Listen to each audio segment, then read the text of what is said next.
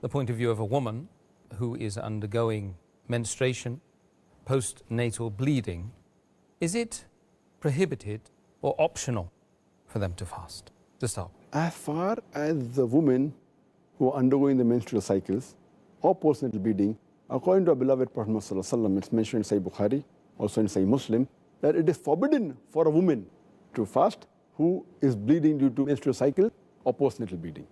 So it is not optional, it is forbidden.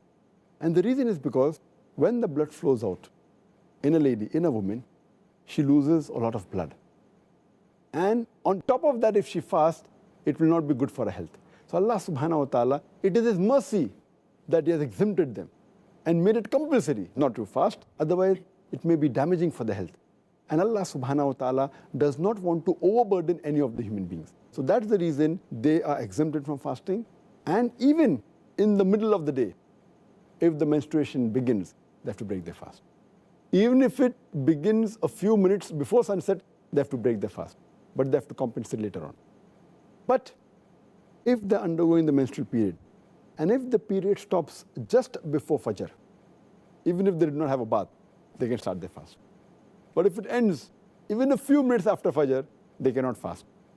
They have to break their fast and they have to compensate later on. Okay.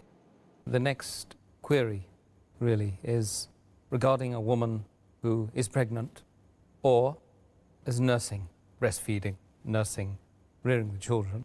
Why are they exempted? According to the verse of the Quran in Surah Baqarah, chapter number 2, verse number 185, that if a person is ill and traveling, he can make up his prescribed periods of day of fasting later on. So most of the fuqahas, most of the scholars, they say that these women who are pregnant and breastfeeding, they come under the category of those who are ill. So therefore, if they want, they can abstain from fasting. But there are clear-cut Sahih hadith in which the Prophet has exempted these women from fasting.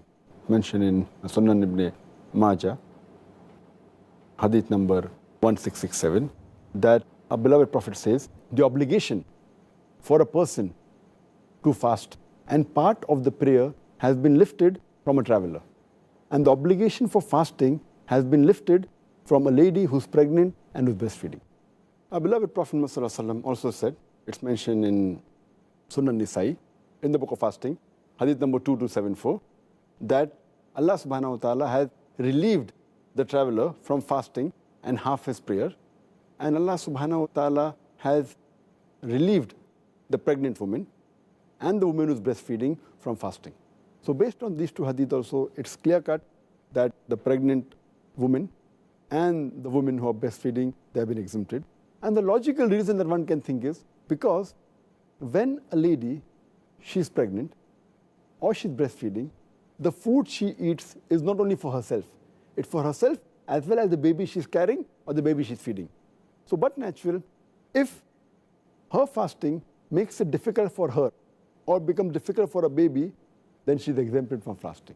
But if she's in the early stage of pregnancy, and if she feels, or she's breastfeeding, and if she feels that fasting will not cause any damage to her health and will not cause a damage to the baby, then she should fast.